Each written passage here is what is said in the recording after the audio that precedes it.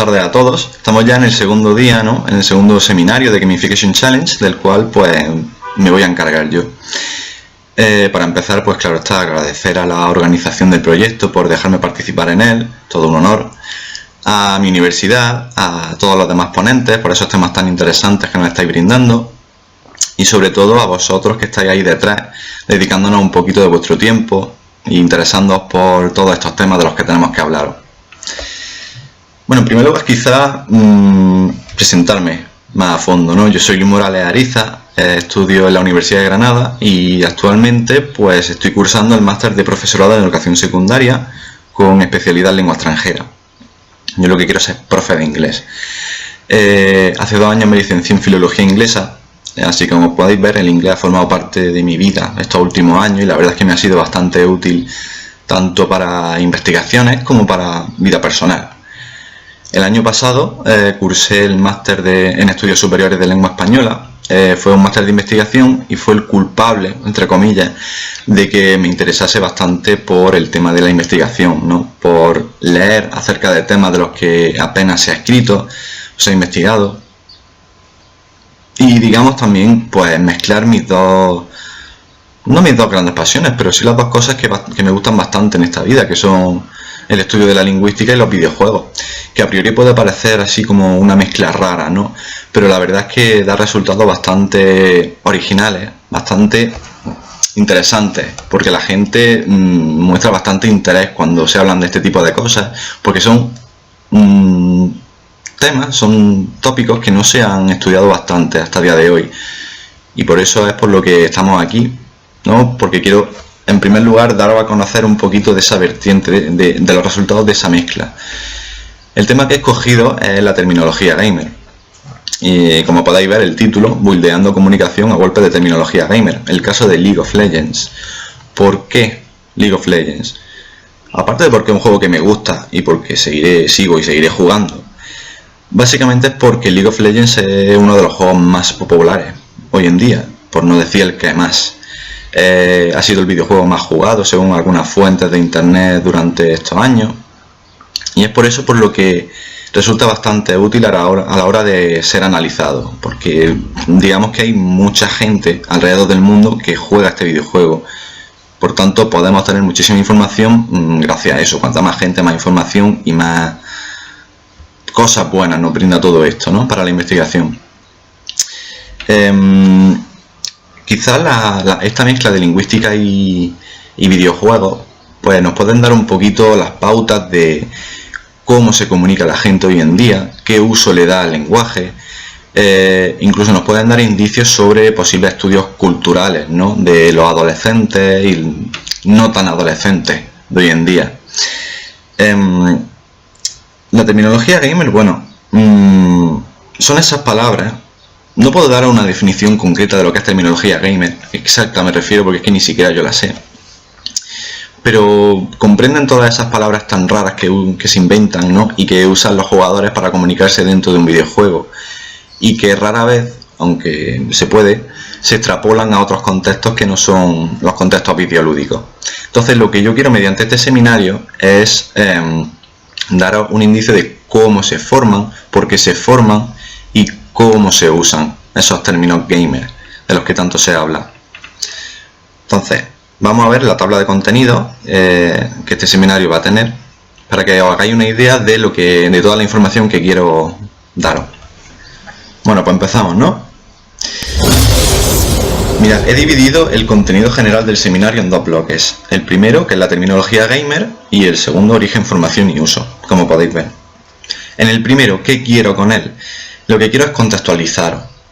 Lo que quiero es contaros simplemente, brevemente, una definición de esta sociedad digital en la que nos enmarcamos, de las generaciones que conviven en este punto de la historia, sobre todo de la generación Y y Z, como luego veremos, que se pueden considerar como aquellos que tienen mejor uso de internet, de las nuevas tecnologías, sobre todo en comparación con las generaciones previas, y que son, digamos, los agentes que están provocando, ¿no?, esta aparición, en mi caso, de terminología y nuevos métodos de comunicación vía ordenador. Por eso quiero hablar también de las tecnologías de la información y la comunicación, hasta llegar a lo que sería el contexto videolúdico, ¿vale? Por otro lado, quiero hablar del videojuego multijugador en línea y el reinado de la lengua inglesa, o sea, ver cómo hemos llegado a este punto en el que los videojuegos multijugador en línea, ya sean MMORPG, ya sean MOBA, ya sean estrategias, sea lo que sea, se han convertido en géneros de videojuegos que son bastante populares y que la gente tiende a usarlo, ¿no? Porque les entretiene, porque son generaciones, quizá la generación actual de adolescentes, que les gusta estar comunicados con la gente, estar cooperar, estar conectados, hiperconectados, como se diría, con gente de todo el mundo. Los videojuegos multijugador en línea son, digamos, como espacios bastante apropiados para ello, son contextos multiculturales donde toda esta gente participa dentro de un mismo setting, de un mismo entorno, ¿no? ¿Y por qué reinado de la lengua inglesa? Obviamente, si hay gente de múltiples nacionalidades jugando dentro de un mismo contexto, la comunicación se va a llevar a cabo en lengua inglesa, y la lengua inglesa va a ser la base, en nuestro caso, de la creación de la terminología gamer. Por tanto, estamos hablando también de comunicación in-game, dentro del juego. Ese tipo de comunicación en el que, en el caso de League of Legends, por ejemplo, los integrantes de cada equipo han de comunicarse, han de cooperar para, digamos, obtener un premio final, elaborar esa estrategia para obtener la recompensa, que es, primero objetivo, destruir torretas, destruir nexos y ganar una partida. Para ello, como he dicho, hay que cooperar, hay que comunicarse. Y como a un videojuego a tiempo real, vamos a hablar de comunicación a partir de términos que ahorran bastante tiempo en lo que a esta comunicación se refiere. Ahora, el segundo bloque, el origen, formación y uso. Pues obviamente aquí quiero hablaros sobre cómo se originan, ¿no? De cómo tratamos esos términos como puros neologismos, como palabras nuevas que aparecen en una lengua, o bien, como también veremos, palabras ya existentes que cobran un significado nuevo. Y os hablaré del trabajo de fin de máster, de la investigación que realicé en el máster de Estudios Superiores de Lengua Española, en el que, bueno, pues vi exactamente cómo se originaban estos términos a partir de la lengua inglesa y cómo la lengua española los acogía, cogiendo las bases inglesas, aplicando sufijos o afijos en general españoles, formaciones híbridas, es decir, formación de palabras que continuamente se van añadiendo al lexicón del jugador hablante y que son utilizados en conjunto para hacer esa comunicación dentro del juego viable. Vamos a hablar de esos resultados que obtuve, el corpus que hice y el glosario, que fueron creo que 50 ítems que analicé.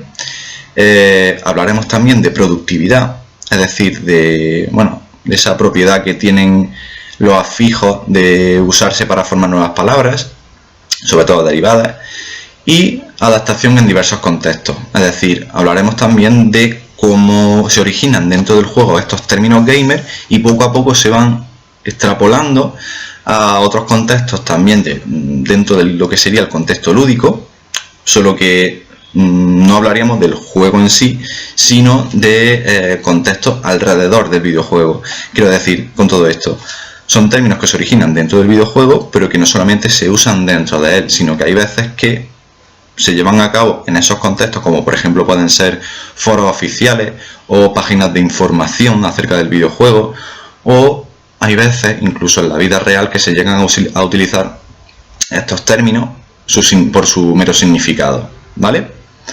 Pero antes de nada me gustaría, para calentar un poquito esto, para haceros ver lo que es la terminología con ejemplos, me gustaría que vieseis el siguiente vídeo, que dura muy poquito, pero quiero que veáis exactamente cómo hablan los reporteros durante la retransmisión de esta partida de la LCS en League of Legends. Obviamente, lo puedo utilizar para unas cuantas cosas, pero yo creo que principalmente quiere evitar ese Tibers de Mizi. De hecho, Barbe, Olaf es un gran pick, por ejemplo, contra Annie. En este caso, la Ultimate le puede quitar cualquier tipo de CC, el Tibers que también lo puede esquivar. Así que en este caso puede estar denegado Mizi. Aparece el barrilazo, ¡pum! Mira qué palizón le mete. Y, obviamente no tiene ítem, solo tiene el machete y le ha quitado la mitad de vida a Reinover. Reinover que va sin flash porque va con este fantasmal. Finalmente le deja escapar y se lo activa. Utiliza el smite azul, van a ir a por él directamente, pero está Mizi en la hierba. También está Peque. Fabián también aparece. Podemos tener la primera sangre. Tocadísimo Reinover. Aparece también Juni con lo W. Vamos a ver si les ponía directamente encima de Mizi. Juni que puede conseguir la primera sangre. Mira que tocado está Mizi. Aparece un curar. El teleport también por parte de Soad, que va con Smite. Quiere cargar, quiere investir con la E. Flash de Yellowstar. Muchísima acción, pero no muere nadie. Sigue pegando a Reckless. Va a explotar las lanzas. De primera sangre para Juni. Primera sangre que se la lleva el presidente. Va también a por Amazing. 2x2 esta jugada. Porque se lleva una doble finalmente Niels. Peque sigue chaseando. Niels que puede conseguir la triple. Sigue quiteando Reckless. Tiene las lanzas encima. ¡Wow! El daño de Kalista. Yellowstar también sigue pegando. Vamos a ver si la consiguen. Kill para Reckless. 2x3 en esta jugada. Barbe. Van a por Mizi que no tiene flash. Se flashea también Reckless. Vaya jugada de Fnatic. Otra más. ¿Qué habéis visto entonces? En tan solo un minuto y poco se han utilizado todos estos términos gamer, ¿vale? Tenemos ítems, flash, flashear, ultimate, teleport, CC, chasear, smite, kill, quitear y pick. En tan solo un minuto han utilizado todas estas palabras. Cualquier persona que no esté habituada a jugar, en este caso League of Legends, o bueno, hablamos de también quizás de algunos términos que se pueden utilizar en otros videojuegos. Una persona que no está habituada no va a entender esta retransmisión, obviamente, de manera general. Ha de tener un conocimiento de terminología gamer, ha de tener un conocimiento de mecánica de juego y ha de tener un conocimiento general que bueno, le permita entender toda esta información que se ha realizado en tan poco tiempo.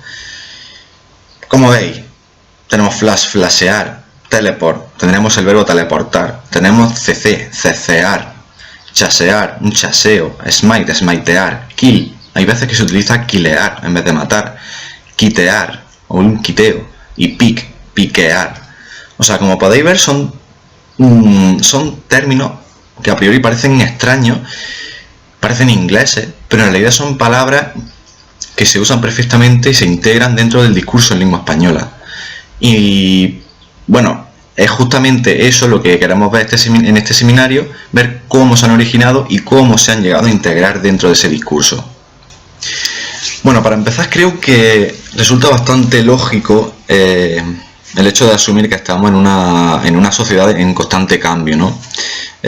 Quizá se trata de una evolución, ¿no? De nuevas formas de pensar, de ver y de enfrentarnos a la realidad que nos rodea. Y bueno, sobre todo, como dice Castells, estamos hablando de transformaciones culturales que están como construyendo, ¿no? Ese tipo de comunidad que está muy ligada o asociada al hecho al surgir, ¿no?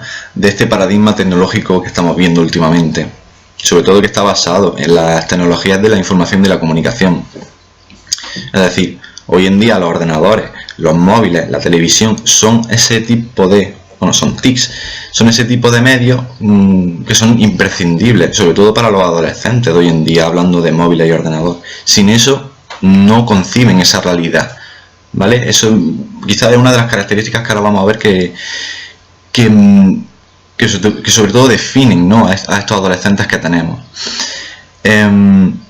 A ver, obviamente estamos hablando de una sociedad digital, como decía, pero quizás las TICs no son los únicos agentes que tipifican, que caracterizan a esta sociedad, pero sí es verdad que son agentes principales que establecen el tipo, cómo se intercambia información hoy en día.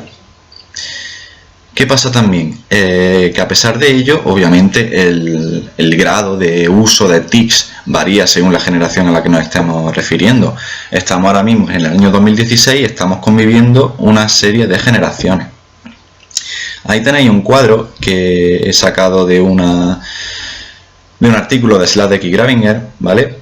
Aunque también he de decir que no son solamente ellas las que hablan de generaciones y las clasifican, sobre todo hay otros autores como Schroer o McCrindle que son aquellos que también usan esta clasificación para sus propios estudios culturales, ¿no? Sobre todo McCrindle. ¿Qué tenemos? Como podéis ver, tenemos boomers, tenemos generación X, tenemos generación Y y tenemos generación Z. ¿Qué nos interesa a nosotros? Prestar atención sobre todo a esos dos últimos, a la generación Y, porque aparte yo pertenezco a esa generación, somos gente que, bueno, fuimos como los conejillos de India de la tecnología, ¿no? Nuestra adolescencia estuvo marcada sobre todo por el surgir y la aparición de internet, de esos routers que hacían tanto ruido para conectarnos a internet. Mientras que la generación Z son ya aquellos adolescentes de hoy en día que ya usan la tecnología desde que son pequeños. O sea, tienen 2, 3, 4 años y son capaces ya de realizar cualquier tipo de tarea por medio de un iPad, por medio de un simple móvil o un ordenador. Son capaces de hacer cosas desde una edad muy temprana. Y son justamente ellos, en la etapa de la adolescencia, los que, bueno, vamos a decir que tienen una serie de características que son muy distintivas en comparación con las otras generaciones. Podríamos decir, por ejemplo, de que la generación Z, como he dicho antes, está bastante ligada a esto de la tecnología, ¿no? En el sentido de que, bueno, ellos son los verdaderos nativos digitales de esta sociedad, ¿no? Ellos son capaces de usar, como he dicho, la tecnología para prácticamente todo, para comunicarse. Como hemos dicho, una generación que está bastante hecha a esto de las tecnologías, ¿no? Ellos han nacido en este mundo tan sin cables, tan hiperconectado, ¿no? Es un mundo que lo hace totalmente consciente de todas las posibilidades que tienen para encontrar cualquier tipo de información y para resolver conflictos. También merecería la pena decir que ellos son un poco más abiertos de mente, en el sentido de que, vale, son conscientes de todas estas posibilidades que tienen usando las TICs para comunicarse con gente de todo el mundo, y ellos mismos son conscientes de que estas conexiones con gente de otras nacionalidades son bastante buenas y enriquecedoras. Y por otro lado, claro, son niños, adolescentes, que prefieren la comunicación mediante tecnología en vez de esas quedadas cara a cara. Quizás algo que es un poco más negativo que positivo, si comparamos con, por ejemplo, con mi generación.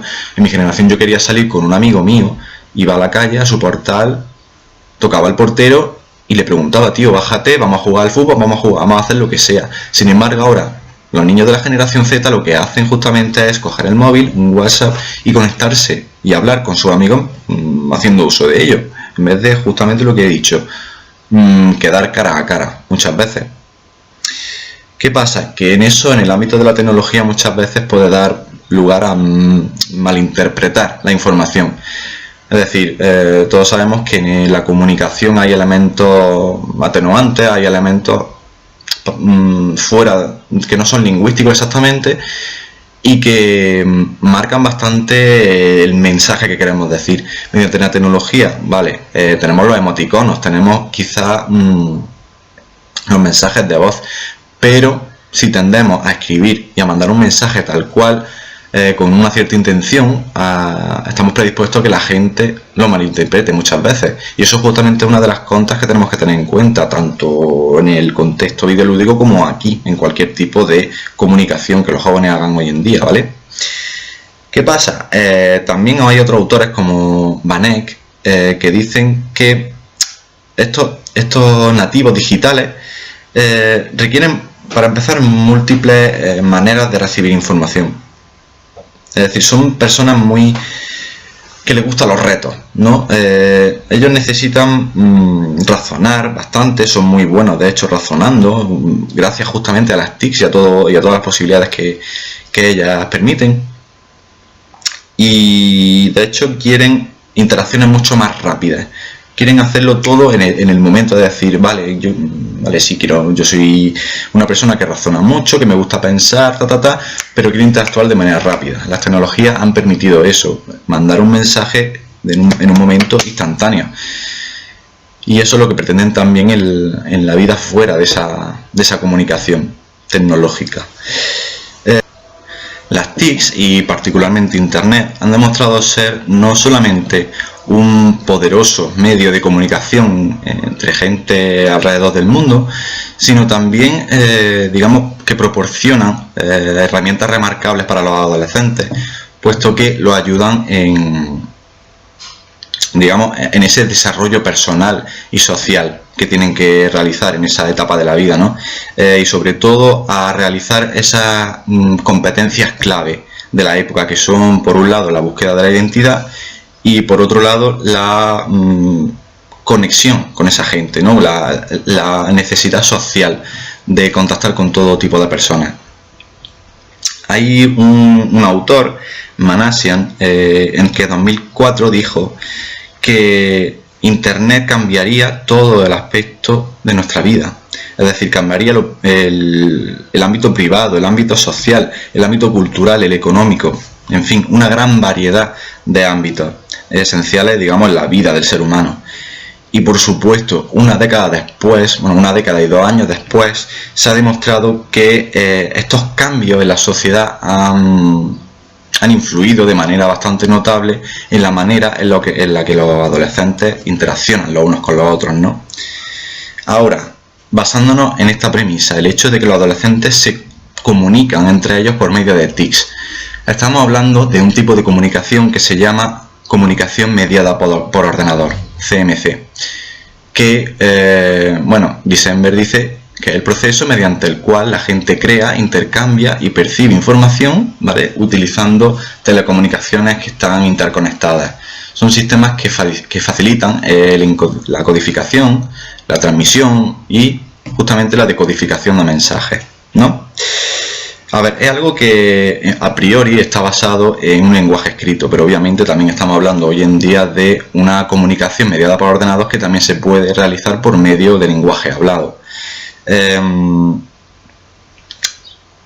Obviamente, este tipo de comunicación, ¿qué ejemplos tenemos de ello? Un ejemplo de comunicación mediada por ordenador es, por ejemplo, escribir un mail. Es, no sé, estos mensajes instantáneos de chat, foros, en fin, todo tipo de medios que proporcionan ese tipo de interacción entre gente. Es un tipo de comunicación que está hecha de uno a uno, de uno a muchos y probablemente una comunicación de muchas personas con muchas personas simultáneamente. Ahora, ¿qué queremos nosotros? Obviamente no nos queremos centrar solamente en los chats, en los foros. Vamos a extrapolar ese tipo de comunicación al contexto videolúdico. Ese esquema que veis ahí es parte del TFM que estoy realizando este año, ¿vale? Y me estoy metiendo en esto de los videojuegos y la educación. Sin embargo, vamos a prestarle atención sobre todo a la primera parte, ¿vale?, que es esta de aquí, que nos va a servir también para el caso de la terminología, ¿vale? O sea, estamos hablando de estos progresos tecnológicos de la sociedad actual, estamos hablando o hemos hablado de la evolución de los videojuegos hasta llegar al género más popular hoy en día, que es el multijugador en línea, al que mucha gente, muchos adolescentes y no tan adolescentes tienden a jugar. En esos videojuegos, claro, existe esa necesidad de comunicación para poder cooperar, para poder ganar una partida. Y en esa comunicación, obviamente, dado que estamos hablando de gente que se comunica alrededor del mundo, van a tener que utilizar una lengua para hacerlo, para hacer esta comunicación posible. Estamos hablando de inglés como la lengua franca, el inglés como medio de comunicación y como base, en este caso, de creación de términos. Estamos hablando de algo que, bueno, obviamente un adolescente no juega un videojuego por aprender una lengua.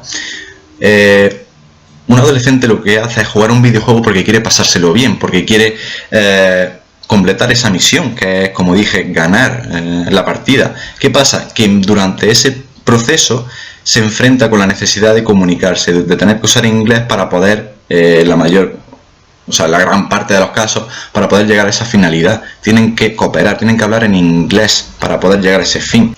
Por lo tanto, ellos van a estar motivados intrínsecamente. Ellos van a decir, vale, si considero el mero hecho de ganar como la tarea final a la que me estoy enfrentando cuando juego un videojuego, necesito unas implicaciones. Y esas implicaciones las podemos ver, por un lado, en ese sentido de del querer hacer algo, ¿no? El hecho de que haya algún tipo de motivación que me haga querer jugar a este videojuego, obviamente. Y por otro lado, ese sentido de autorrealización, ¿no? A la hora de obtener esa recompensa al final del juego, tras haber puesto todo el esfuerzo, todas tus ganas, haya ganado o no. Pero justamente ese sentido de decir, vale, he jugado y he completado, o quizás no, esa tarea, pero por lo menos he puesto esfuerzo en ello. Por lo tanto, como he dicho, son aspectos que surgen desde la pura motivación intrínseca que tiene, ¿no? Por lo tanto, quizás no sería tan descabellado decir que justamente eso, que es que los videojuegos son un mecanismo muy motivador en este caso.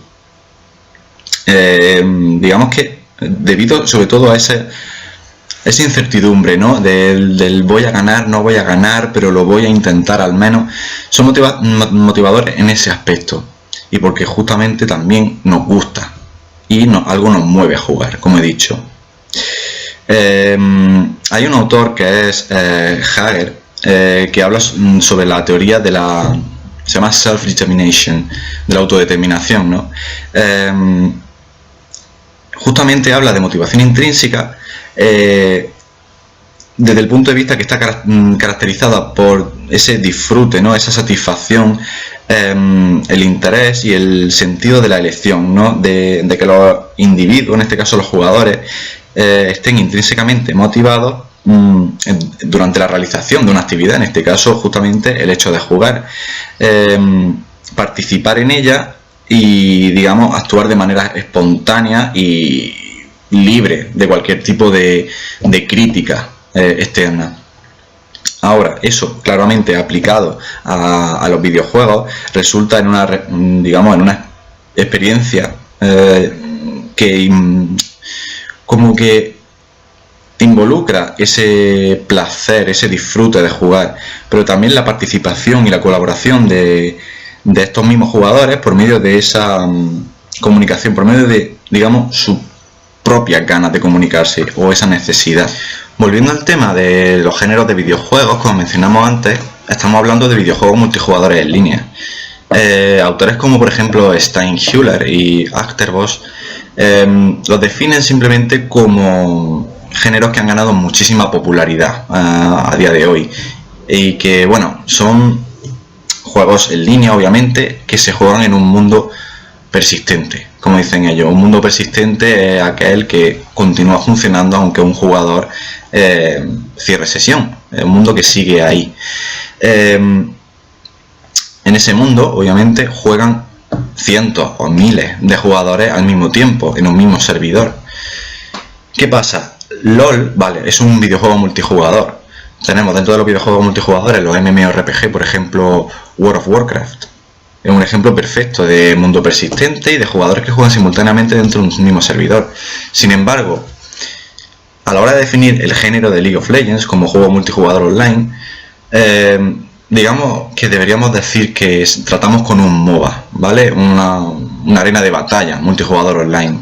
Se origina, como podéis leer, como un subgénero de la estrategia a tiempo real, ¿vale? En el que, en este caso, League of Legends trata de son dos equipos que compiten uno contra otro, equipos que se forman normalmente con 5 jugadores, basados en una cierta estrategia llamada metagame, en el que, bueno, se ayudan por medio de, en este caso, minions, que son, digamos, como bichitos, como aliados dentro de tu equipo que aparecen periódicamente y que ayudan en la misión que se tiene en el juego, como dijimos, destruir torretas y finalmente un nexo para ganar esa partida. Como decimos, es un juego en el que implica estrategia, es un juego que implica comunicación entre jugadores. Para elaborar esa estrategia tú vas a tener que hablar con tus compañeros, ya sea comunicación verbal o no verbal, pero vas a tener que apoyarte en ellos para poder llegar a un fin. Básicamente en eso se basa un juego de estrategia. Para resumir todo lo que llevamos hasta ahora sobre videojuegos, como podéis ver, videojuegos multijugador en línea, que en general existe multitud de nacionalidades jugando de manera simultánea, donde la comunicación mediada por ordenador se lleva a cabo en lengua inglesa, en la mayoría de los casos, porque el jugador justamente lo que busca es ganar, y para ello la cooperación es necesaria. Entonces, por tanto, vamos a usar la lengua inglesa como vehículo principal de interacción. Y claro, y también como vehículo base de formación de terminología gamer. Si utilizamos la lengua inglesa para comunicarnos, obviamente, o sea, por lógica también se va a utilizar como base para creación de palabras específicas en esa comunicación rápida y eficaz que tienen que llevar a cabo los jugadores durante ese periodo de estrategia y de gameplay, por así decirlo. Pues una vez teniendo más o menos eso claro, esa contextualización, ¿vale? Nos vamos a empezar a meternos ya en contenidos que nos atañen, ¿no? En contenidos lingüísticos. Cuando hice el trabajo de fin de máster el año pasado sobre terminología gamer, llegué a plantearme si el lenguaje gamer podría ser considerado como un lenguaje especializado. De hecho, es una afirmación que sigo teniendo hoy en día. Hay un autor, Van Dijk, que se especializa sobre todo en el estudio del discurso en general, ¿vale? Llegué a una serie de conclusiones una vez estuve investigando todo el corpus que recogí, todas las grabaciones, etcétera, y eso, llegué a las conclusiones acerca de cuáles serían las características de ese discurso general, el discurso gamer, ¿vale? Expresa eventos comunicativos específicos, obviamente. Estamos hablando de un videojuego, estamos hablando de una estrategia que se lleva a cabo. Es algo muy específico que solamente se lleva a cabo en este contexto. Por lo tanto, la comunicación que se lleva a cabo va a tener que ver con eso obligatoriamente. Dinámica y favorece la interacción. Obviamente, eso está clarísimo. Aprendemos mediante la observación, participación y experiencia. Es algo que si yo no practico cotidianamente, si yo no estoy jugando a videojuegos periódicamente, es algo a lo que no me voy a acostumbrar, ¿vale? Yo no puedo hacerme el cuerpo a algo, yo no puedo aprender un lenguaje o una terminología en este caso si yo no estoy continuamente practicándola. Y eso pasa con todo hoy en día. Existen intenciones y metas por parte de los participantes, eso está claro. Como hemos hablado, necesitan cooperar. Su meta es ganar el juego y para ello se comunican. Y pueden influir en la forma en la que nos comunicamos en otros contextos. Como avancé antes y como veremos luego, la terminología gamer surge dentro de ese contexto puramente lúdico, el videojuego en sí, in-game, que luego se puede extrapolar a otro tipo de contextos que también engloban el videojuego, o incluso a veces a la vida real. Ahora bien, Pierre Lerat, que es un autor que definió y ha dado la definición de lengua especializada que más tiendo a usar y que más me gusta. Lo define como la lengua natural considerada como instrumento de transmisión de conocimientos especializados. Vale, ¿qué es eso en cristiano? Simplemente es un lenguaje que utilizamos en un cierto contexto, estamos transmitiendo una serie de información que necesitamos justamente en ese momento, que trata sobre conocimiento especializado, en este caso de la estrategia, de la mecánica de juego, ¿vale? Las lenguas especializadas, obviamente, ¿qué tienen que integrar? Términos especializados, quizá. Por lo tanto, prestando atención a María Teresa Cabré, define la terminología como un conjunto de unidades con una finalidad esencial, por lo tanto, con un valor funcional. Además, no son unidades aisladas que constituyen un sistema propio, sino unidades que se incorporan en el léxico de un hablante en cuanto adquiere el rol de especialista por el aprendizaje de conocimientos especializados. En resumen, ¿qué quiere decir? El discurso gamer es una forma de comunicación que se usa dentro del videojuego. Se usa, como hemos dicho, usando como base la lengua inglesa. Y en ese discurso especializado con información muy específica, vamos a utilizar una serie de términos que se incluyen, que obviamente también son especializados y que se incorporan, digamos, a ese lexicón del hablante de todas las palabras. El lexicón es, digamos, todo ese conjunto de palabras que cada uno tenemos en nuestra mente y que utilizamos en un discurso o cuando hablamos cotidianamente. En un videojuego utilizamos eso y además la terminología especializada, de la terminología gamer propia de League of Legends o propia de videojuegos en general. Como veremos, hay términos propios de ciertos videojuegos, términos especializados, términos específicos quizás, y luego términos generales que a lo mejor podemos extrapolar de un videojuego a otro. Pero sin embargo, seguimos hablando de un discurso gamer que incluye términos gamer específicos y que tienden a usarse en este mismo contexto, porque en él hallan su sentido. ¿Vale? Vale. Los términos o palabras en general que usamos en la vida normal, cotidiana que tenemos, desde una perspectiva saussuriana o estructuralista, se dice que tienen un significante y un significado. Por significante entendemos la palabra en sí, es decir, cómo se nos presenta. La palabra mesa, por ejemplo, está formada por las letras M, E, S, A, y esa es la grafía que tenemos. Mientras que el significado, bueno, habla por sí solo, es justamente qué implica esa palabra, qué significa. Cualquier tipo de superficie donde comemos, realizamos a lo mejor ciertas tareas, con 4 patas, etc., ¿no? Entonces, según esta autora, dice que podemos destacar diferentes relaciones entre estos dos elementos, ¿vale? Podemos encontrar, por un lado, significado y significante frecuentes, como el que acabo de decir, una mesa, un significado frecuente y un significante no frecuente, aunque esto se podría rebatir un poco. PC, un PC es un significante no frecuente. Hay gente que prefiere decir ordenador. Sin embargo, al referirnos con PC, justamente con ese significante tiene el significado que se le daría a la misma palabra que ordenador. Por otro lado, tenemos significado no frecuente y significante frecuente, es decir, una palabra quizá muy frecuente que vemos prácticamente todos los días, en este caso por ejemplo esponja, que lo primero que se nos viene a la cabeza es ese utensilio que utilizamos para la ducha. Significado también sin embargo, puede tener también significados no frecuentes, como el que pone ahí, un significado mucho más especializado, ¿no? Dice conjunto de paneles que cubren la ventana de entrada del propelante y rechaza el gas fuera de ella. Vale, es un significado al que no estamos acostumbrados, pero existe bajo un significante, una forma de palabra que sí es bastante frecuente. Y por último tenemos significado y significantes no frecuentes, que son las palabras que básicamente ni hemos escuchado, o sea, no hemos escuchado en nuestra vida. Un término en sentido estricto. Alguien seguramente especializado en este tipo de campos sabría lo que es un PMD, un dispositivo de manejo de propelante, pero sin embargo una persona que no esté habituada a esta palabra no va a saber ni qué significa ni nada ni qué va a significar. Entonces, aquí lo que buscamos sobre todo en la terminología gamer son los dos últimos tipos que hemos visto, ¿no? O sea, significados no frecuentes, pero con significantes frecuentes, y significados y significantes no frecuentes para nada, ¿vale? Son términos que, como vemos aquí, se forman por vía onomasiológica. Quiero decir, una creación onomasiológica es una palabra que se forma a partir de un significado, es decir, va del significado justamente a esa forma. He puesto el ejemplo de la palabra last hit, dar el último golpe a un enemigo, ¿no? En un videojuego tendríamos esa acción que la veríamos empíricamente ahí vista y diríamos, vale, tengo el nombre, tengo el significado, pero ¿cómo la llamo? Ejemplo, dar el último golpe a un enemigo, tengo el concepto, el significado y cómo lo expreso, qué palabra uso. ¿Entendéis? Va en ese camino, teniendo primero un significado hasta que llego a darle una forma a ese significado, que es darle justamente unas letras, una grafía, elaborar una palabra o término.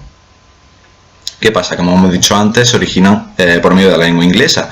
Entonces, a partir de ahora vamos a hablar también de lo que serían anglicismos. Anglicismos son básicamente palabras que se traen del inglés a nuestra lengua. Son, digamos, préstamos o palabras que pueden quedarse patentes en nuestra lengua o no.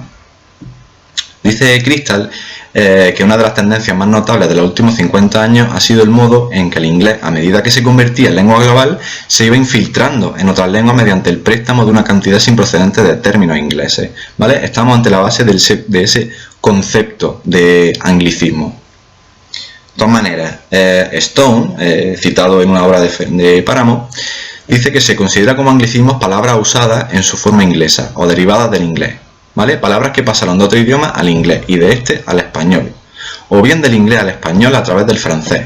Términos y vocablos creados por gente de habla inglesa o introducidas en el español. Palabras castizas usadas en su sentido inglés como préstamos semánticos o contaminaciones. Y traducciones de tropos, complejos y modismos ingleses. Básicamente es eso lo que quiere decir. Es que el resumen es el hecho de traer una palabra inglesa a nuestra lengua. Que según Gómez Capuz existen tres periodos de adopción de un anglicismo. Como veis, está el periodo de transferencia, en el que tendríamos directamente la palabra inglesa con la grafía inglesa, y se usaría así, tal cual, con el significado que trae de por sí esa palabra. Luego tenemos la etapa de asimilación, que es, digamos, esa etapa en la que comienza a usarse con más hincapié. Y luego la fase de explotación es aquella en la que ya ese anglicismo incluso se puede amoldar a la lengua que la coge. Es decir, en este caso cogemos una palabra de inglesa, ese anglicismo, pero empezamos a darle y a otorgarle como afijos, todo tipo de, incluso muchas veces sufijos españoles. Tenemos una palabra de base inglesa con un sufijo español. Eso es lo que llamaríamos una forma híbrida. Y lo que nos interesa justamente es ver la terminología gamer desde el punto de vista de esa asimilación y esa explotación final que se realiza dentro del videojuego. ¿Qué pasa? Obviamente hay veces que esa palabra, ese término gamer, aunque se ha originado a partir del anglicismo, va a concurrir con una traducción al español. Es decir, normalmente hay una palabra en inglés que tiene su propia traducción al español y estas dos pueden chocar al mismo tiempo, ¿no? ¿Qué pasa? Los jugadores, al usar tanto la lengua inglesa en el juego, por ejemplo, hay veces que se van a decantar más por la forma anglicada antes que por la correspondencia o traducción en español. ¿Vale? He puesto aquí una tabla con 3 características principales del por qué se prefieren esa forma anglicada. Por un lado, obviamente estamos tratando, repito, con un juego multijugador. Por lo tanto, al jugar con gente de otros países, voy a usar el anglicismo como base para una mejor comprensión en general de esa comunicación que estamos realizando. Y a base de repetición de ese anglicismo voy a acabar asimilándolo e integrándolo en mi propio lexicón. Por otro lado, la mayoría de las posibles traducciones o correspondencias que se pueden dar en español estarán formadas por más de un elemento. Hemos dicho que en un juego multijugador en línea de estrategia a tiempo real, la comunicación rápida es base en todo esto. Por lo tanto, yo voy a tender a utilizar una palabra lo más simple posible para hacer esa comunicación mucho más rápida. Si en español yo tengo que usar 2 o 3 palabras para decir lo mismo, voy a preferir obviamente la primera, la forma anglicada. Y por otro lado, claro, lo que más ocurre con la terminología gamer es que se dé el caso de especialización semántica, donde ya la correspondencia en la lengua española no llega a definir por completo la acción o el agente que se quiera describir. Por ejemplo, tenemos la palabra gank o gankear, que sería el verbo, que tendría la traducción de asalto y podría tener sentido dentro del juego. ¿Qué pasa? Que la palabra gank contiene un matiz en el significado que define esa palabra que no llega a ser satisfecho por la traducción asalto. Por lo tanto, vamos a tener esa tendencia a preferir la palabra gankear antes que asaltar, ¿vale? Por lo tanto, nos encontramos pues ante una gran fuente de neologismos, ¿vale? El préstamo, una vez asimilado, participa en la explotación y crecimiento de los recursos neológicos de su lengua adoptiva y constituye, por tanto, la vertiente positiva de la transferencia lingüística. Esto es lo que venimos a decir como un enriquecimiento de la lengua. Traemos palabras de otras lenguas y las integramos en la nuestra. En este caso, en un discurso especializado, con términos especializados. Entonces, teniendo una idea, aunque sea breve, pero más o menos general, de lo que sería esta terminología gamer, pasamos ya a lo que sería la segunda parte, el segundo bloque del seminario, ¿vale? Aquí, pues, voy a hablar básicamente del trabajo que realicé de investigación el año pasado, mi trabajo de fin de máster. Quise justamente dar a conocer la terminología gamer y cómo se integraba dentro del español. ¿Qué es lo que hice? Bueno, un análisis exploratorio en foros oficiales para empezar, recogiendo un corpus de más de 1000 mensajes con el fin de obtener la mayor cantidad de términos posibles. O sea, yo quería tener una base de términos que usar, ¿vale? Y una vez que lo obtuve, varias personas que tendían a jugar bastante a League of Legends se prestaron a una serie de grabaciones que podían ser entrevistas dirigidas o grabaciones durante partidas en las que utilizasen esos términos en contexto, ¿vale? Para tener más información, cómo se usan, cuándo se usan, incluso a veces el género que tiene cada una, porque daos cuenta que en inglés existe el determinante that, que no nos da exactamente la información del género de la palabra, del sustantivo que va a continuación. En español tenemos el la, los las. Ese determinante nos da esa información de género. ¿Qué pasa? Cuando transferimos un anglicismo al español, ¿qué género le damos? Es ahí la cuestión, ¿no? Entonces quise ver un poquito cómo iba el cotarro en ese aspecto. Entonces, ¿qué hice? Analicé 50 términos y esto arrojó 269 palabras en total, incluyendo variantes de los mismos. Es decir, si en el corpus yo recogí la palabra gankear, hice una segunda exploración en la que estuve viendo tanto en foros como en páginas especializadas de League of Legends las posibles variantes que podía tener la palabra gankear. En este caso podría ser, por ejemplo, ganqueo o ganqueamiento, ganqueada, lo que sea. Esas variantes son las palabras derivadas del verbo en ese caso, utilizando una variedad de sufijos. Por tanto, lo que me planteé fue decir, bueno, vamos a ver cómo se forman, cómo estos sufijos pueden ser aplicados y se pueden formar nuevas palabras. En primer lugar, tenía que tener en cuenta un concepto un poco claro, ¿vale? Que se llama productividad. Dice ahí, definimos productividad como aquella propiedad que posee un proceso morfológico al dar lugar a nuevas formaciones a partir de una base sistemática. Vale, ¿qué quiere decir eso exactamente? Creo que lo dije antes. Es simplemente la capacidad que tiene un afijo de ser usado para formar una nueva palabra, ¿vale? Derivada, en realidad una palabra compleja.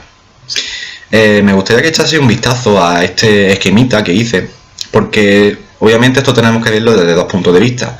Desde el punto de vista del inglés, cómo se ha originado el término en esa lengua y luego cómo se ha ido transfiriendo a la lengua española. Como dijimos antes, en inglés surge la palabra por la vía onomasiológica, o sea, del significado a la forma. Por lo tanto, surge el verbo gank, en este caso, por ejemplo, que por proceso de conversión surge el verbo, o sea, el sustantivo, perdón. Como sabéis, bueno, para empezar, la conversión es un proceso de formación de palabras en el cual se da lugar a una palabra nueva sin cambiar nada de la estructura de la palabra original. En la lengua inglesa es muy cotidiano tener este tipo de formación de palabras porque, como imaginaréis, si sabéis inglés y estas cositas, muchos verbos y muchos sustantivos concuerdan, ¿no? La forma que tienen, no hay cambio en su estructura. Por lo tanto, ha surgido un sustantivo de verbal a partir del verbo gankear. Y es también a partir del verbo gankear cuando surgen por derivación una serie de variantes como pueden ser ganker o ganking, ¿vale? En este caso la derivación es otro proceso de formación de palabras en el cual sí se ha añadido un afijo, en este caso ER o ING, y se ha cambiado la categoría gramatical de la palabra, es decir, hemos pasado de verbo a sustantivo. Sin embargo, al contrario que la conversión, aquí sí hay un cambio en la estructura. Ahora, todo eso vamos a traspasarlo un poco al español a ver qué pasa. Todavía necesito investigar un poco el hecho de poder saber exactamente qué es lo primero que se coge, lo que se coge en español, si el verbo o el sustantivo. Como tienen la misma forma, aún no he estudiado demasiado, tendré que verlo en el futuro, cuál de las dos formas es la que se toma en español. No obstante, cuál de las dos categorías gramaticales, perdón, porque la forma que se coge sí es esa, que es gank, se adopta como sustantivo. A partir de ese sustantivo, un proceso de derivación para formar el verbo gankear. Luego, otro proceso de derivación en el que obtenemos sustantivos de verbales, en este caso desde gankear obtenemos ganqueo, ganqueador o ganqueada, por ejemplo. Además de palabras de adaptación directa que cogemos del inglés puramente. O sea, esos anglicismos que cogemos no cambian, se quedan tal cual, ganker o ganking, que pueden, y como veremos, concurrir con las formas españolas. Por tanto, una vez que tenemos ese esquema un poco en mente, bueno, en ese caso decidí, una vez que lo tuve, ver exactamente por qué ciertos verbos siempre tienden a sufijarse en ear. Hay algunos que también permiten ar, pero por no decir el 100%, tienden a tener el primer sufijo, ear. Y dije, ¿por qué exactamente pasa esto? Dice aquí que según la nueva gramática de la lengua española, publicada por la RAE, dice que ear es un sufijo de los más activos en la derivación verbal en todas las variedades del español, particularmente en la americana.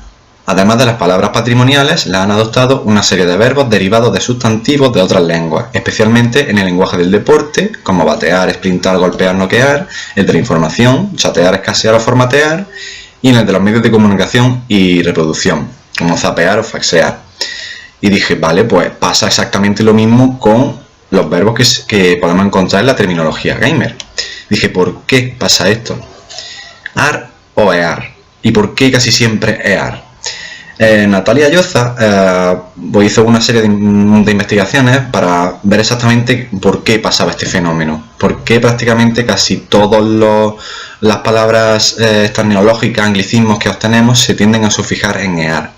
Y ella estableció dos aspectos que teníamos que tener en cuenta. El primero, el reconocimiento de la estructura morfofonológica del ítem prestado como ajeno a nuestro sistema morfofonológico, y el ítem prestado es un neologismo en la lengua de partida. Traduciendo, el primer aspecto va a tener que ver con el hecho de que esa palabra nos suene como familiar. ¿Eso qué quiere decir? Que tendremos que ver la etimología de la palabra. Como todos sabéis, el español es una lengua que tiene origen latino. Entonces, el inglés, por otra parte, es una lengua germánica, pero ha tenido muchísima influencia del latín en la historia. Por lo tanto, una inmensa mayoría del vocabulario que tenemos en inglés es de origen latino. Y por eso hay veces que las palabras en español e inglés se parecen bastante. A eso me refiero, justamente. De hecho, Natalia Lloza lo que dice es que si el origen es latino, tenderá a sufijarse en AR, ¿vale? Mientras que si tiene otro origen distinto al latino, en nuestro caso el español, claro, pues tenderá a sufijarse en EAR, ¿vale? Y el segundo aspecto, bueno, el ítem prestado es un neologismo en la lengua de partida. Es decir, que si el mismo término gamer es un neologismo en la lengua inglesa, pues se sufijará en EAR. Porque si es un neologismo allí, también será un neologismo puro aquí. Pero lo que quiero decir primero es, bueno, hacer un breve inciso en plan qué consideramos un neologismo. Álvarez Querra dijo que, bueno, dice, cuando hablamos de neologismos pensamos en palabras nuevas, en forma de reciente aparición en la lengua, pero no solo son neologismos estos, ya que podemos encontrarnos con neologismos de significado.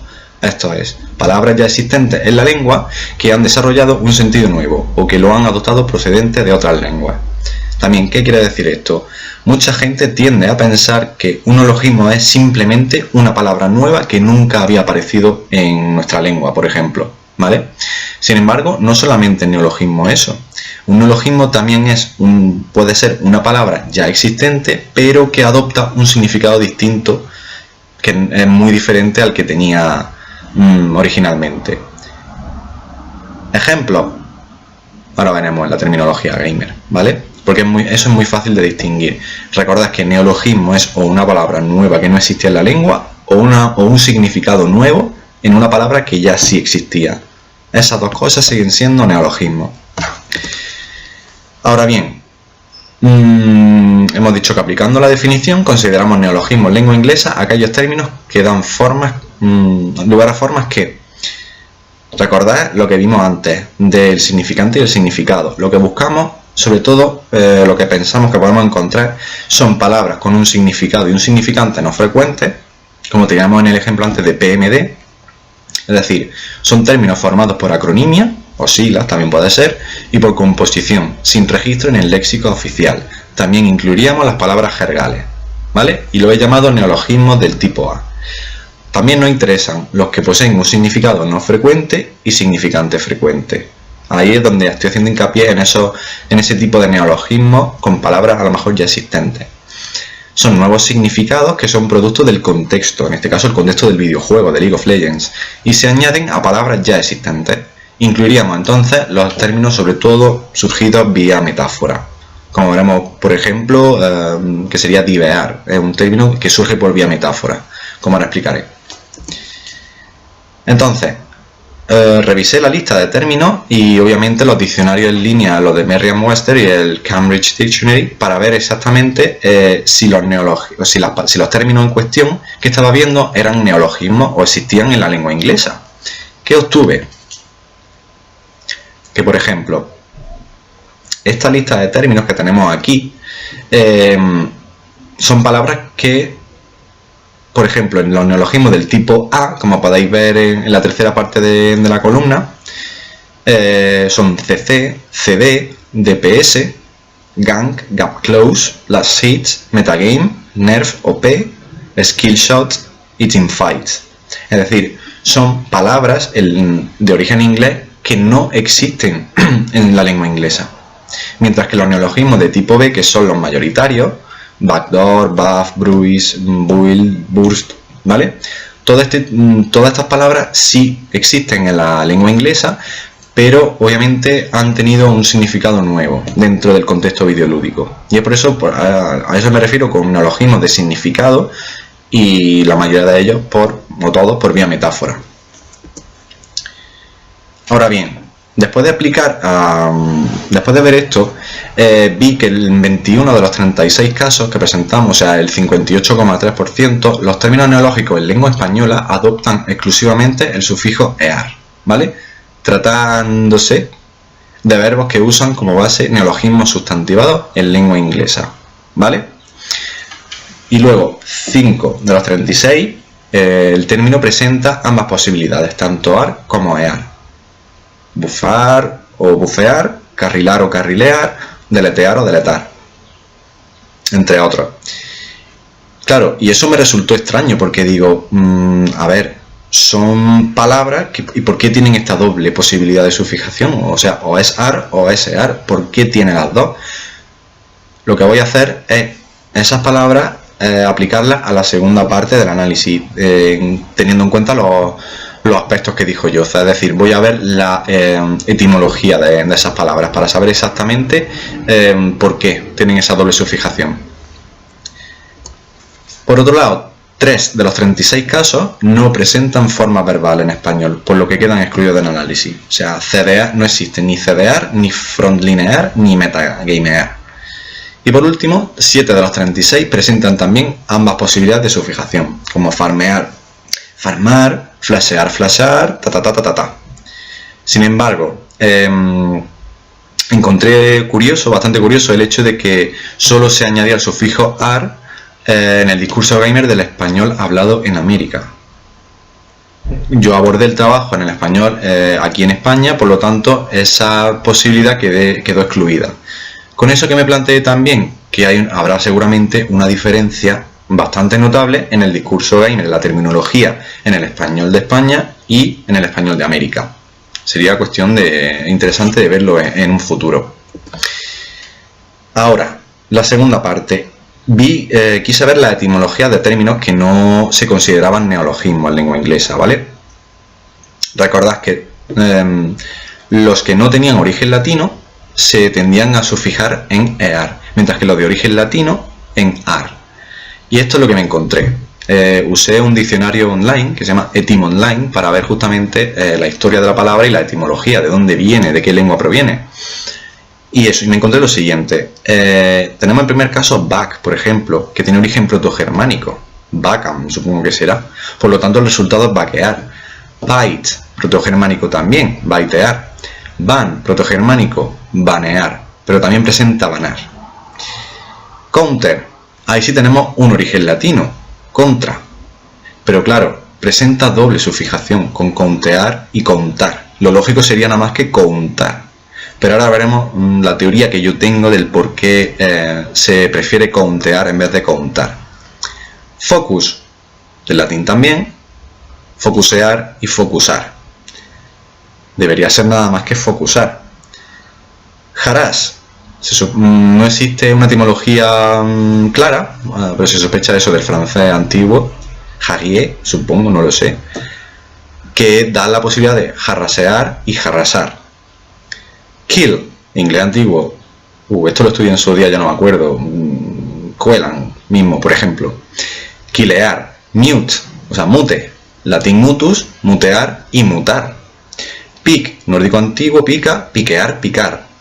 Stun, francés antiguo, stoné, eso también hay que decirlo. Si vienen del francés, por ende también tienen origen latino. Stunear y stunar. Support, del latín, soportear y soportar. Target, protogermánico, tarjetear o tarjetar. Teleport, del latín, y solamente tenemos teleportar, o la versión reflexiva, teleportarse. Time, protogermánico, timear. Ahora, en base a ello, bueno, vamos a ver.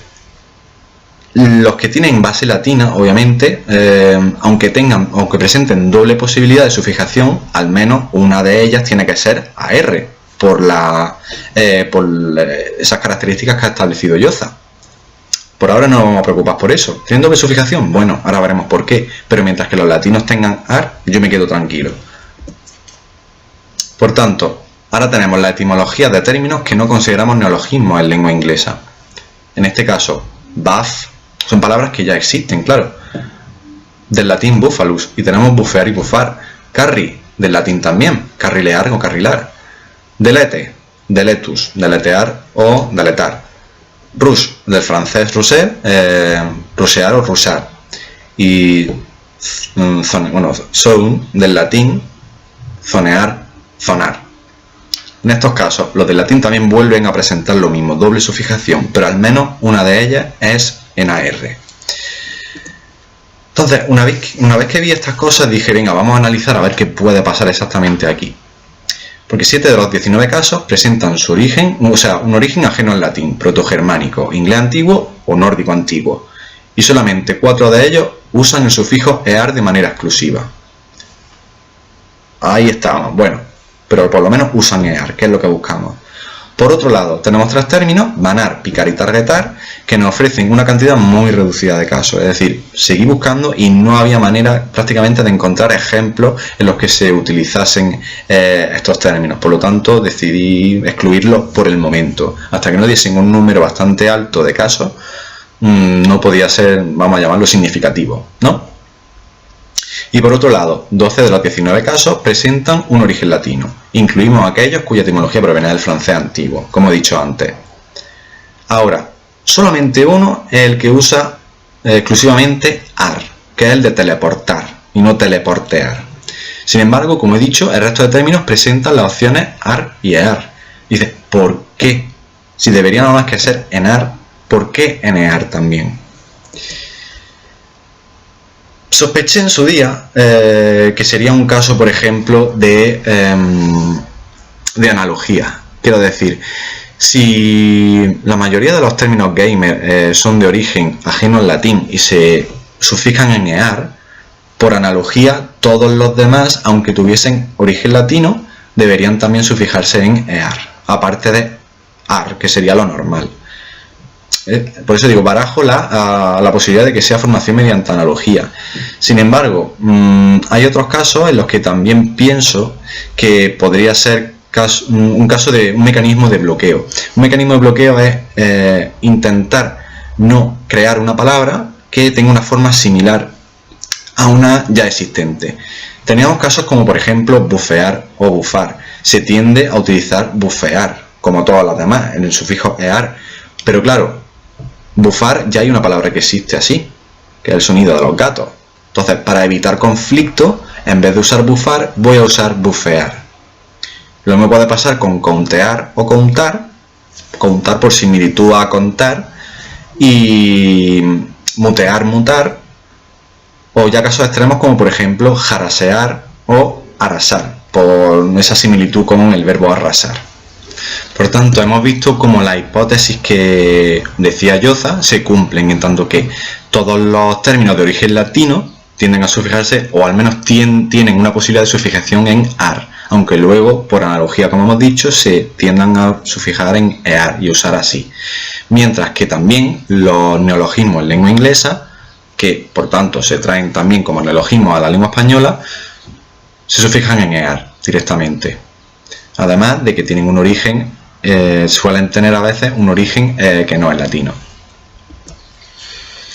Ahora, de la derivación verbal pasamos a la derivación nominal, ¿vale? Quise hacer como una especie de análisis comparativo de productividad en las dos lenguas.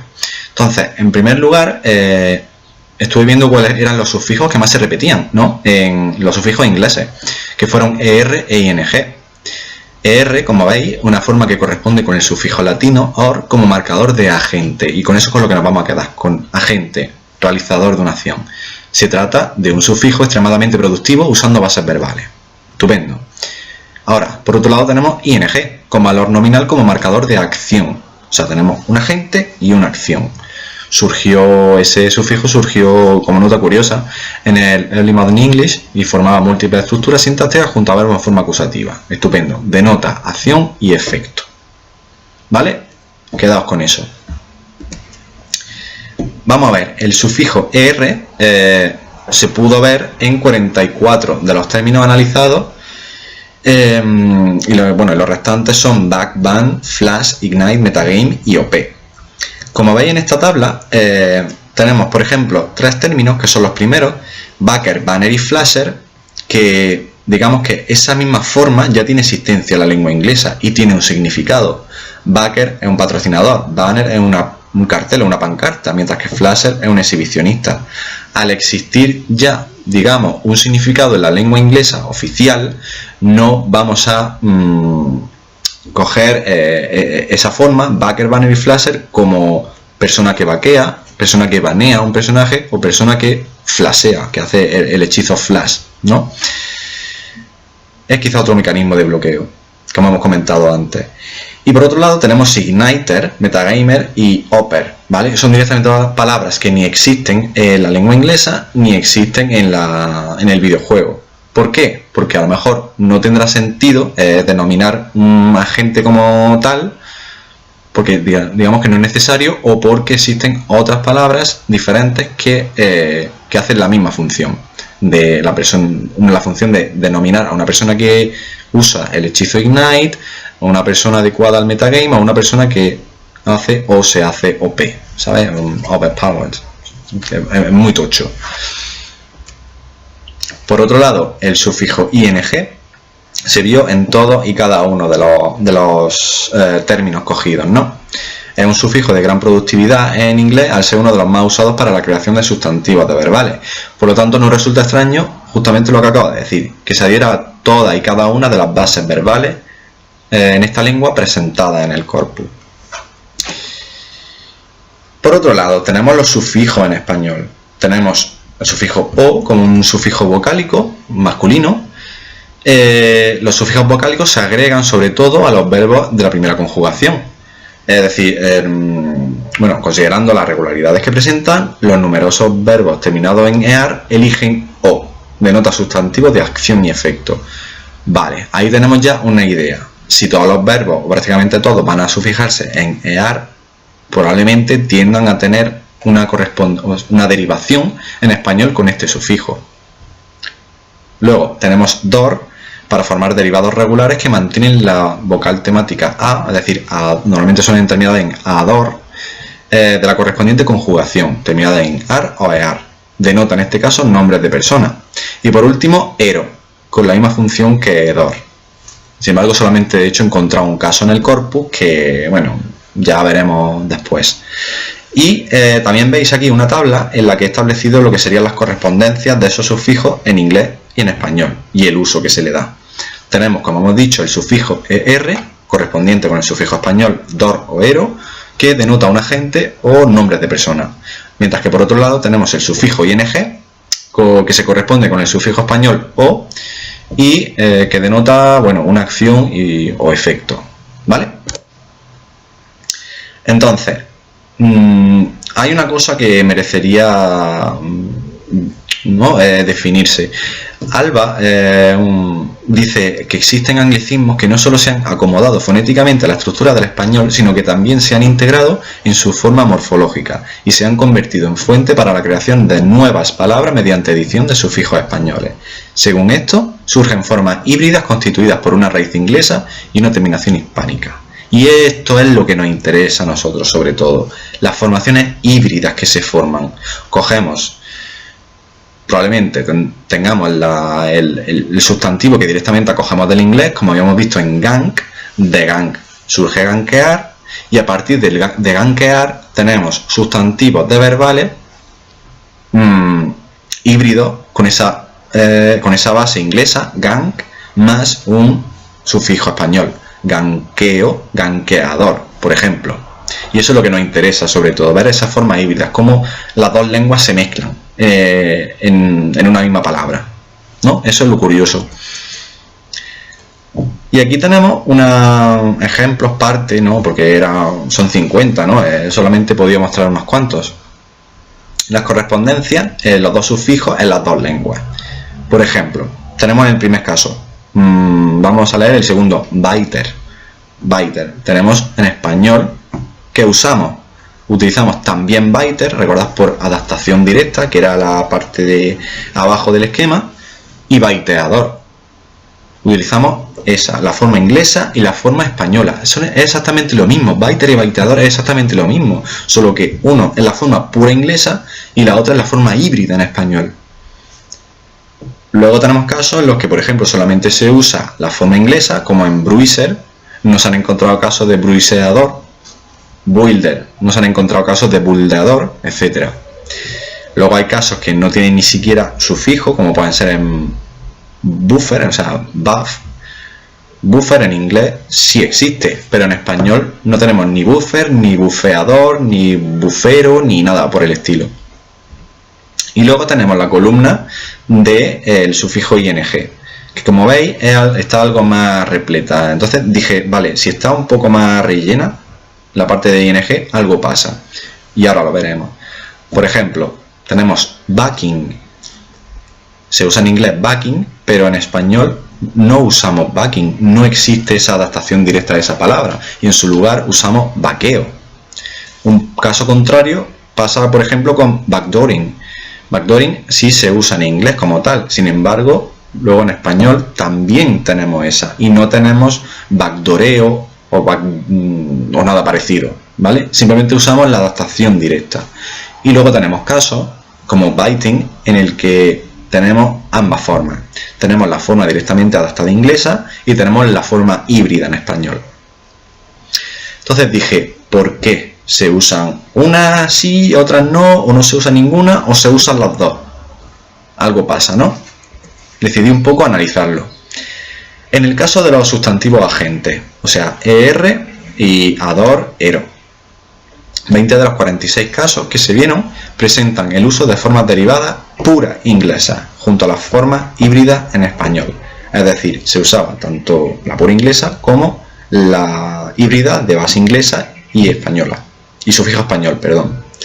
Por otro lado, 13 de 46 presentan solamente uso exclusivo de derivaciones anglosajonas. Dices, vale, de las 46, pues 13 son de adaptación directa. 4 de los 46 presentan uso exclusivo de derivaciones híbridas. Dice, hay un poco un bajo rendimiento, ¿no? Aquí directamente con ER preferimos, parece ser, la forma inglesa antes que la forma híbrida en español. Mientras que 9 de los 46 no presentaban derivación alguna, ¿vale? No existía esa derivación en español, solamente en inglés. Por otro lado, y aquí es donde me llevé un poco la sorpresa, hay un cambio enorme si nos referimos a los sustantivos de acción. 17 de los 50 presentan el uso de formas derivadas puras inglesas junto a la forma híbrida de español. ¿Qué quiere decir esto? Creo que ha habido una disminución, ¿no?, en porcentaje de posibilidad de uso de las dos formas. Ahora, 5 de los 50 presentan el uso exclusivo de derivaciones anglosajonas. También ha disminuido bastante. Sin embargo, 20 de 50, casi la mitad, presentan el uso exclusivo de derivaciones híbridas. Y dice, vale, en este caso, el de ER pasaba exactamente lo contrario. Mientras que se prefiere usar exclusivamente derivaciones anglosajonas y no derivaciones híbridas, con el sustantivo ing ha pasado lo contrario. Ahora ha bajado el rendimiento de este sufijo. Ahora, ing, quiero decir, tiene menos uso de derivaciones puramente inglesas y aquí sí se prefiere las derivaciones híbridas. Por lo tanto, piensas, vale, a lo mejor la productividad en español, los jugadores de League of Legends prefieren usar, para denotar una acción, prefieren usar o se entiende mejor con una derivación híbrida de base inglesa y sufijo español, antes que usar una puramente inglesa. Entonces, veis ahí, hay una diferencia de uso, dependiendo de lo que los jugadores quieran describir o quieran comunicar, ¿no? También, otra cosita que resulta interesante, bueno, son otros mecanismos. O sea, los sustantivos de agente y acción, sobre todo se hacían mediante ero, ador y o, simplemente. Ahora bien, hay otros sufijos que también se pueden usar, pero ¿por qué los pongo aparte? Porque no dan tantos casos como los otros. Es decir, hay palabras, por supuesto, que tienen el sufijo miento, De hecho, bueno, solamente he encontrado 4 de todos los términos que cogí en el corpus, 4 aceptan este sufijo y se han dado casos como por ejemplo carrileamiento, puseamiento, tanqueamiento y zoneamiento, pero 4 de 50. Hasta que eso no aumente un poco no va a ser el sufijo miento productivo dentro de lo que cabe. Luego también tenemos hada y se han encontrado 14 casos. Baiteada, carrileada, deleteada, fedeada, ganqueada, jungleada, nerfeada, outplayada, piqueada, puseada, ruseada, estuneada, tanqueada y zoneada. Pero ¿qué pasa? Que tampoco daban tantos casos como podían dar los otros sufijos. Entonces daremos un tiempo de margen para que este sufijo se expanda y sea más productivo. Y por último tenemos el sufijo azo, que bueno, encontramos solamente algunos casos como bufazo, bustazo, focusazo, nerfazo y tancazo, ¿vale? Simplemente eso, por lo tanto tampoco podemos tomarlo como un sufijo productivo. Por lo tanto nos vamos a quedar con los que vimos al principio para la derivación nominal. Ero, ador y o. Y recordad que para los verbales, ar o ear, pero tiende a ser ear. Recordad que la terminología gamer es algo en constante evolución, expuesta a un cambio reiterado por parte de los jugadores. Y dado que el carácter sincrónico, esta investigación la realicé el año pasado. Del año pasado a este año pueden haber cambiado bastante las cosas. Digamos que la lengua es como algo mutable, algo que siempre está en constante cambio, cambiando, adaptándose a las necesidades, en este caso de los jugadores. Quien dice que no hayan aparecido nuevos neologismos, nuevos términos gamer o incluso nuevos sufijos que antes no pude tener en cuenta y que ahora probablemente puedan ser productivos. Por eso digo que la terminología gamer es algo que se debería hacer, digamos, con el tiempo, reiteradamente, cada año, por ejemplo, cada 2 años como mucho. También estaría bien hacer un análisis diacrónico, sincrónico, digo, en un momento del tiempo, y diacrónico a lo largo del tiempo. Que estaría bien, por ejemplo, en un análisis diacrónico, investigar cuándo surgió X término gamer y si ese término se ha ido usando cada vez más, o ha cambiado la forma, o acepta nuevos sufijos, etcétera. Hacer como una especie de historia de la terminología gamer, ¿no? Y eso sería, creo yo, bastante interesante y es un proyecto muy a largo plazo, porque también es muy difícil encontrar ese tipo de información en internet. Ahora bien, eso hemos hablado de los sufijos. Ahora quiero hablar de las formas prefijadas y los términos compuestos, porque también tienen bastante cabida, ¿no? Para empezar, encontré ejemplos de acciones de carácter opositivo. Son formas que hacen uso de los prefijos sumamente productivos de la lengua española, anti y contra, ¿vale? Y este último contra también se puede ver en su respectiva forma inglesa counter. Todo esto estoy hablando del uso en lengua española, ¿vale? Usamos antimeta, anti-stun, counter-ganqueo, contra-jungla, ¿vale? Ese tipo de prefijos que nos hacen ver lo que hemos dicho, una acción de carácter opositivo. Por otro lado, encontramos el prefijo inglés relativamente productivo perma. También lo encontré en el corpus, el cual únicamente se adhiere a sustantivos cuyo significado admita una situación permanente en el tiempo, como pueden ser el término banear, ban, para decir permaban, o un stun, un aturdimiento, un perma-stun, es decir, un stun ya prolongado en el tiempo, ¿vale?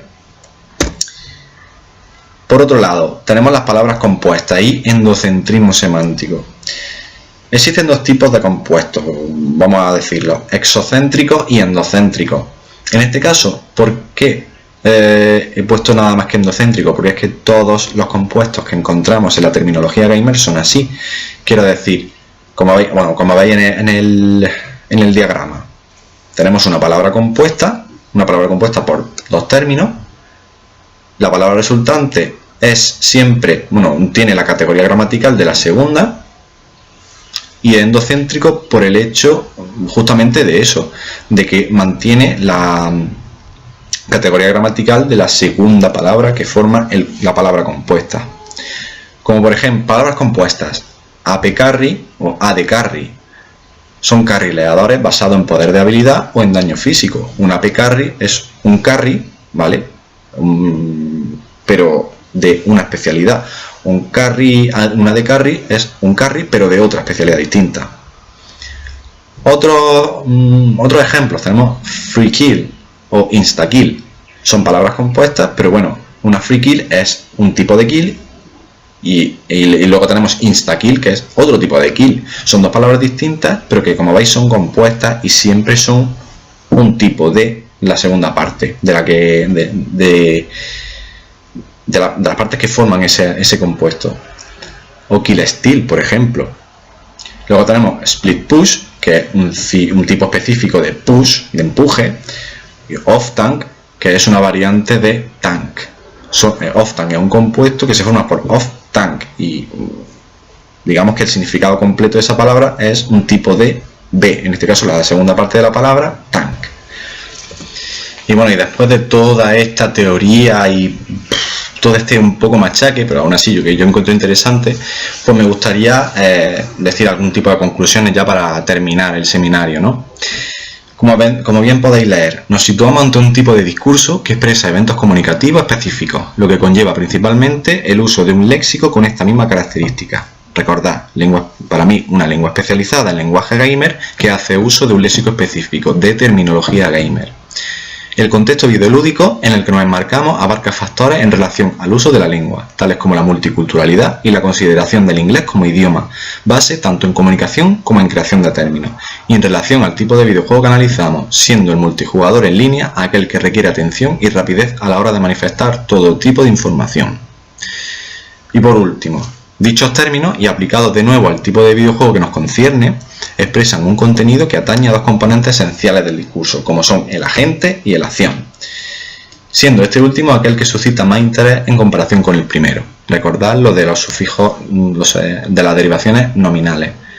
Los jugadores prefieren utilizar las formas híbridas antes que las formas puras anglosajones, mientras que en la acción pasa justo lo contrario. ¿El por qué? Habrá que hacer estudios futuros para saber exactamente la razón. Ahora, suponemos, ¿no?, que todas las conclusiones que extraigo en este trabajo acerca de los métodos de sufijación se aplican a cualquier otro término gamer por descubrir, siempre y cuando, claro, fuese considerado anglicismo en periodos de asimilación y explotación. Recordad las 3 etapas de Gómez Capó de adopción de anglicismos. Y por último, el español se ve afectado o beneficiado según se mire, ¿no?, en tanto que las formas anglosajonas se integran en el discurso de forma destacable, dando lugar a una enorme posibilidad de derivación y aparición de formas híbridas. Yo soy de los que piensan que los neologismos, los anglicismos en general, los préstamos, son palabras que se usan para enriquecer una lengua. Hay gente que es un poco más conservadora y piensa que no, que mientras que haya una palabra, correspondencia / traducción en español, ¿para qué vamos a usar un préstamo de otra lengua? ¿No? Por ejemplo, ¿para qué decir parking cuando puedes decir aparcamiento? Pues no lo sé, a lo mejor dices parking porque te has habituado tanto a esa palabra que ya la repites. ¿Que existe aparcamiento? Sí, ¿por qué no la usas? No sé, ¿vale?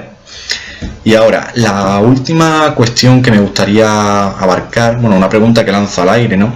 Si es el lenguaje gamer la lengua especializada más influenciada por la lengua inglesa. Quiero decir, hay muchas lenguas especializadas y tal que tienen sus neologismos y que tienen sus palabras, pero es que está clarísimo que el lenguaje gamer, al ser un tipo de comunicación que surge en un videojuego multijugador online, es decir, nacionalidades distintas, por lo que voy a usar el inglés como lengua franca, en plan comunicación y en plan creación de términos, dices, bueno, pues puede ser que sí, que sea una lengua especializada muy influenciada por la lengua inglesa. ¿A dónde nos llevará esto? Pues no lo sé, habrá que ver en el futuro exactamente cómo lo que he estado comentando antes, ¿no? El por qué el cambio de significado, ¿no?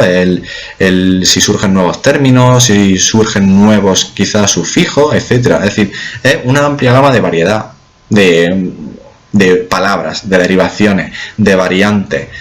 Cada una significa una cosa distinta, la puedo usar aquí o allí y tal, ahora puedo usar una inglesa, ahora puedo usar una forma española híbrida, ahora puedo... En fin, es que es un lenguaje que te permite tanta variedad a la hora de comunicarte y eso lo hace difícil, complejo puede ser, pero a la vez lo hace bastante interesante y por eso es por lo que me gustaría seguir continuando con este tipo de cosas.